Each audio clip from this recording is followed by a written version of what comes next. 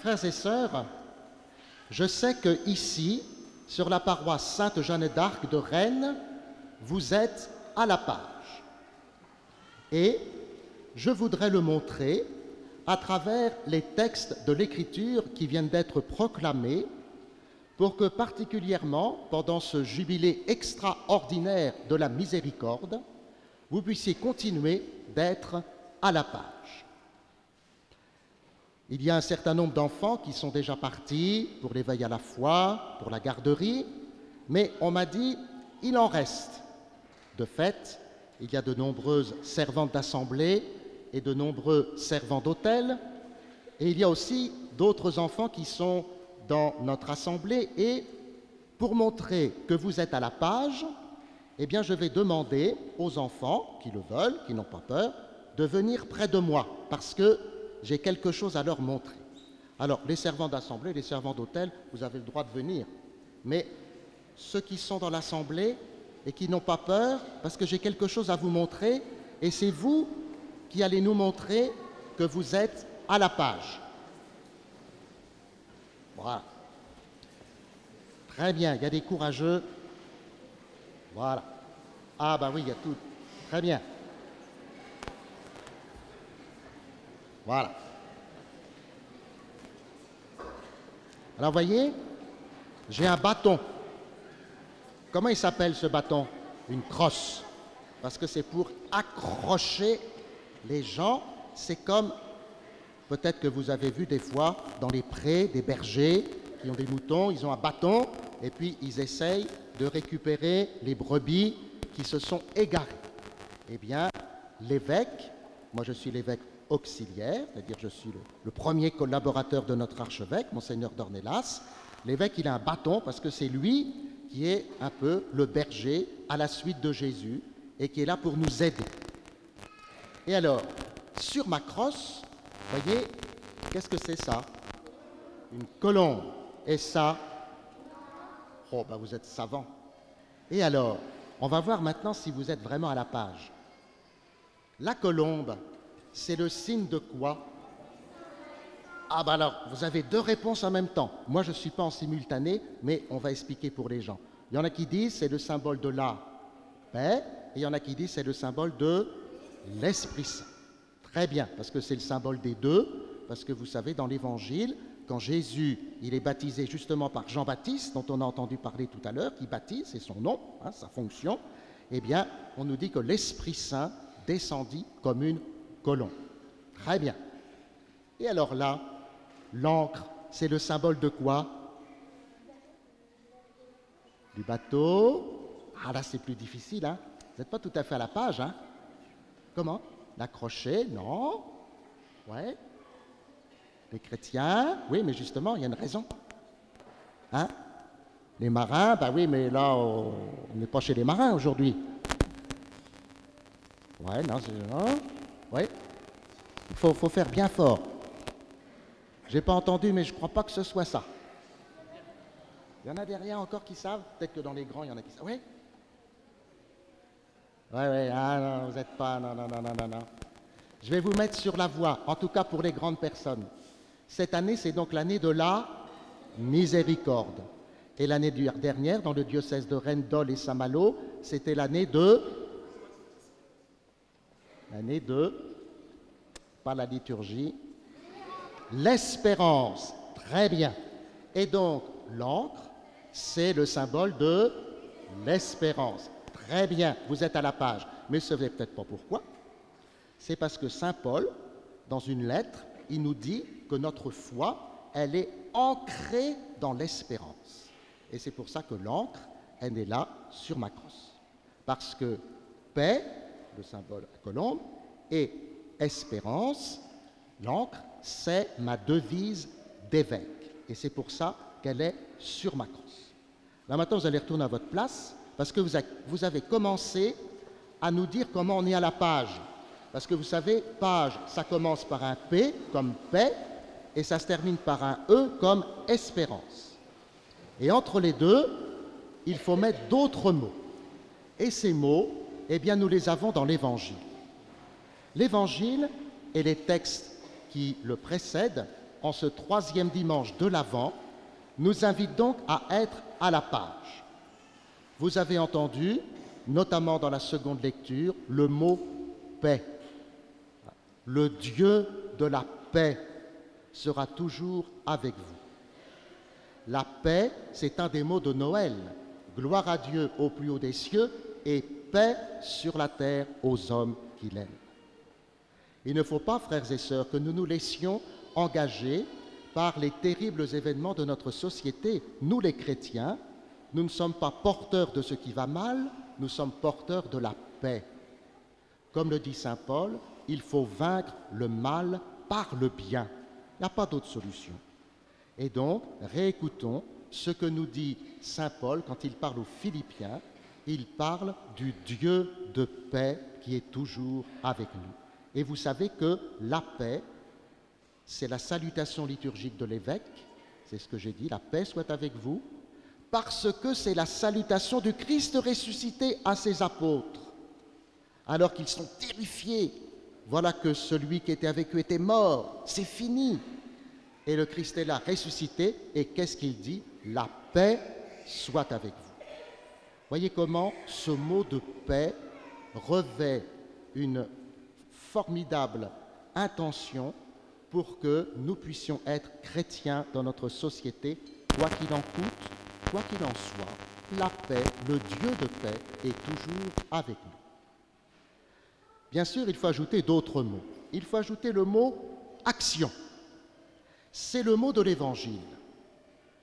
Dans l'Évangile, il y a une question qui revient plusieurs fois, qui est posée à Jean le Baptiste pour préparer la venue du Seigneur, donc pour préparer la venue du Dieu de paix. La question c'est, que devons-nous faire? Que devons-nous faire? L'action. Et les réponses de Jean le Baptiste sont très intéressantes. D'abord, il y a la foule. Que devons-nous faire? Vous avez une foule, hein, pas toujours facile à gérer. Eh bien, Jean le Baptiste, finalement, invite la foule au partage. C'est-à-dire qu'il va décentrer la foule d'elle-même pour que cette foule ne soit pas rassemblée pour elle-même, mais pour les autres, pour le partage. Ensuite, vous avez les publicains, et on nous précise collecteurs d'impôts. À l'époque de Jésus, les collecteurs d'impôts, ils ne collectaient pas d'impôts pour le gouvernement local. Ils collectaient les impôts pour l'occupant, les Romains. Donc ils étaient mal vus. Vous savez, il y en a un qui est très célèbre, qui s'appelle Zachée. Et Zachée, lui, il était collecteur d'impôts, et on savait qu'avant d'ordonner au gouvernement occupant, il en prenait pour lui. Et donc, qu'est-ce que dit Jean le Baptiste? Il dit, contentez-vous de ce que vous avez. Voilà. Et puis, il y a les soldats. Que devons-nous faire, disent les soldats? Eh bien, c'est pareil. La réponse de Jean le Baptiste, c'est de respecter les autres. Faites votre métier. Alors que les soldats, c'est pareil. C'était les soldats de l'occupant. Voyez comment ces actions sont des actions qui nous décentrent de nous-mêmes et qui nous invitent à la justice ou à la justesse. De ne pas en prendre pour soi quand on reçoit des sous, et quand on a un métier un petit peu compliqué, eh ben, on fait son métier, point barre. C'est ça aussi, être à la page. C'est d'avoir une action qui conduise à quoi? Au royaume de Dieu, à l'attente de celui qui vient. C'est bien la question qui est posée dans l'Évangile et dont Jean le Baptiste nous donne les réponses. Là, je vais faire une faute d'orthographe, parce qu'une page, c'est P-A-G-E. Mais moi, je n'ai pas trouvé de mot avec un G, j'ai trouvé un mot avec un J, mais ça fait page quand même. C'est le mot de joie, évidemment.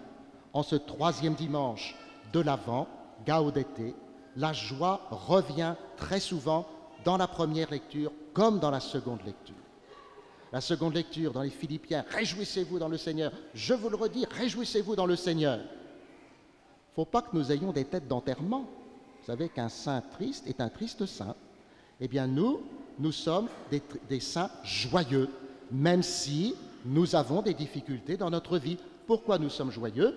Parce que, dit saint Paul à la fin, le Dieu de paix est toujours avec vous. Et puis la première lecture, c'est un petit prophète, Sophonie. Ça commence par « Réjouissez-vous ». Ça ne vous rappelle pas quelque chose, ça? Au moment où la Vierge Marie reçoit l'ange Gabriel. Que lui dit l'ange Gabriel? Premier mot, Kairé, réjouis-toi. Et donc, la Vierge Marie, pétrie de la parole de Dieu, tout au moins des Écritures saintes de l'Ancien Testament, elle sait que lorsqu'elle entend « réjouis-toi »,« réjouissez-vous », ça veut dire « ça y est, le Sauveur que nous attendons vient ». Vous ne pouvez pas imaginer qu'elle allait venir d'abord en elle. Mais l'ange lui donne de quoi décoder pour être à la page et tout de suite comprendre, quand on entend « réjouis-toi », ça veut dire « le Seigneur vient ».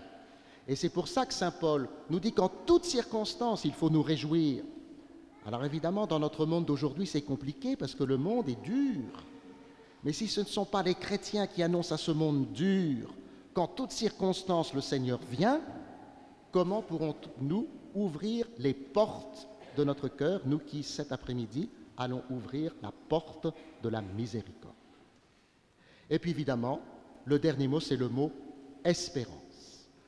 Bien sûr, il n'est pas cité dans les textes, mais le temps de l'Avent, c'est le temps de l'espérance par excellence, puisque vous savez que le temps de l'Avent, il ne nous prépare pas seulement à Noël, c'est-à-dire qu'il ne nous prépare pas à un événement du passé. Certes, il nous prépare à ce moment fondateur de notre foi chrétienne et de la vie du monde, mais surtout, Adventus, qui a donné le mot français avant, l'Adventus, c'est l'avènement avec un grand A, c'est-à-dire le retour glorieux du Christ à la fin des temps. Et ça, c'est une espérance que nous, les chrétiens, nous avons et que personne ne pourra nous enlever. Je me souviens, pendant la guerre des Balkans, il y a une vingtaine d'années, du côté de Sarajevo, il y a une église qui avait été détruite par des bombes un samedi. Et le dimanche matin, le pape, parce que c'est une église orthodoxe, le pape, il encensait les ruines fumantes de son église. Parce que, quoi qu'il arrive, le Christ est ressuscité, et donc il continuait, comme si de rien n'était, d'encenser les ruines fumantes encore de son église. Eh bien, voyez comment ces textes nous invitent vraiment à être à la page, à vivre la paix, y compris lorsque notre monde ne le porte pas, ou tout au moins ne donne pas l'impression de le porter. Il faut que les chrétiens nous ayons vraiment cette impression de le porter. De vivre dans l'action, mais voyez, une action à la fois qui nous décentre de nous-mêmes et qui nous permet surtout d'être justes dans ce que nous faisons, puisque nos actions, quelles qu'elles soient, dans notre vie de famille, dans notre travail, dans nos relations, dans notre vie en Église, nos actions sont là pour préparer et annoncer le royaume de Dieu. À vivre dans la joie. Une petite histoire qu'on raconte en Afrique et que j'aime bien. Partage ton pain, ben il diminue. Partage ton toit, il reste le même. Partage ta joie, elle augmente. Et puis l'espérance, puisque nous sommes dans ce temps de l'Avent, qui nous rappelle que certes, nous allons fêter la naissance de Noël il y a plus de 2000 ans maintenant, mais surtout, nous sommes toujours dans cette expectative du retour du Christ à la fin des temps, dont personne, pas même le Christ, nous a dit qu'il connaissait le jour et l'heure. D'ailleurs, saint Paul, il était comme les premiers chrétiens, il croyait que de leur vivant, ils allaient revoir le Christ glorieux dans sa gloire. Eh bien, ça fait 2000 ans que ça dure, et donc il faut que nous entretenions en nous cette patience et cette espérance pour être à la page et ainsi pouvoir attendre le Christ qui, pour cette année, va se montrer miséricordieux comme le Père.